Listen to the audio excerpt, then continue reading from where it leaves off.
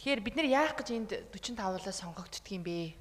Биднэрт бас өөрсдийн гэсэн иргэдийн өмнө хүлээсэн эрх байгаа, үүрэг байгаа. Тэгэхээр төлөөлөгчид өөрсдийнхөө одоо тойргоос ирсэн иргэдийн мөн өөрсдийнхөө бодож санаж байгаа тухайн хилцэж байгаа асуудалтай холбоотой саналыг уламжлална, хэлнэ, шийдвүлнэ. Энд чинь бидний хийх ёстой ажил шүү гэдгийг бас онцлоод хэлчихье. За би өөрөө Баянзүрх дүүргээс нийслэлийн иргэдийн уралд сонгогдсон төлөөлөгч. Дүүргийнхаа асуудлыг бас нэлээд онцолж чуулган дээр хэлхийг чухалчилдаг. За иргэдээс хамгийн их ирдэг одоо гомдол, санал, хүсэлтүүд 3 агуулга дээр ингээ базагдж байгаа. Газартай холбоотой асуудал нэгдүгээрт, хоёрдугаарт сургууль цэцэрлэгийн хүртээмжтэй холбоотой асуудал. Гурав дахь нь юу вэ гэвэл дахин төлөвлөлтөд хохирсон айлууд иргэдийн гомдол, санал бол үнэхээр одоо маш одоо хүнд нөхцөл байдалтай иргэдтэй уулзалт болно, санал хүсэлтүүд ирдгээ. Орон байр гэдэг чинь хүний амьдралын насан туршдаа цуглуулж одоо бий болгодог юм хөрөнгө байхгүй юу? Тэгэхээр энэ бол маш чухал. За тэгээд нийслэлд үйл ажиллагаагаа хийж байгаа ажлуудаа, хийх ажлаа, иргэдтэй хэрхэн ажиллаж байгаа, энэ одоо хэрэгжүүлж байгаа төсөл хөтөлбөрөө нээлттэй танилцуулж явдаг цөөхөн хэдэн байгууллагууд байдаг. Маш цөөхөн.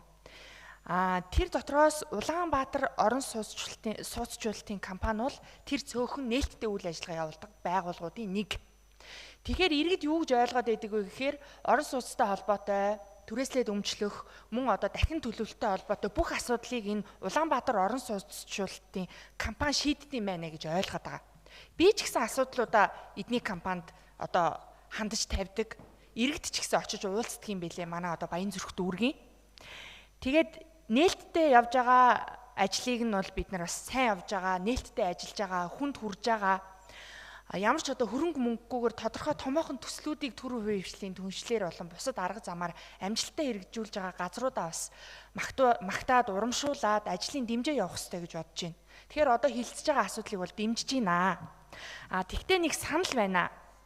Энэ Баянзүрх дүүргийн 19-р хороо Сотын 3, 8, 9, 10, 11-р байрны дахин төлөвлөлт 2020 онд штэ одоогоос 6 жилийн өмнө нийслэлийн засаг даргын одоо А508 дугаар захирамжаар гараад их газрын жигүүр гэдэг компани энэ төслийг одоо авч хэрэгжүүлээд өнөөдөр 6 жил болоход энэ одоо айлуудын дийлэнх нь хохирсон байдалтай байна.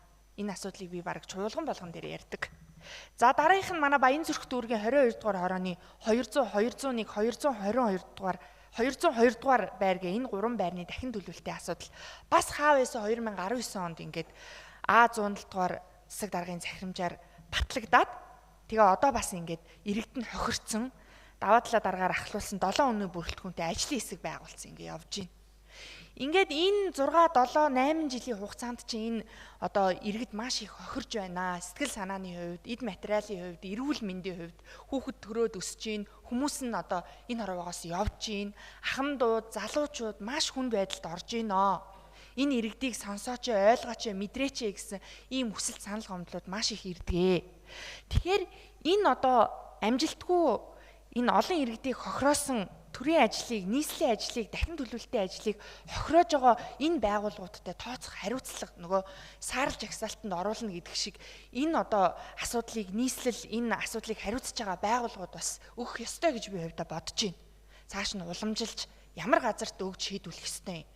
Одоо ингээд сэлбийн дахин төлөвлөлтийг яг 1 жилийн зайтай би очиж үзлээ л дээ. Тэгээ маш хурдан хугацаанд маш амжилттай хэрэгжиж байна.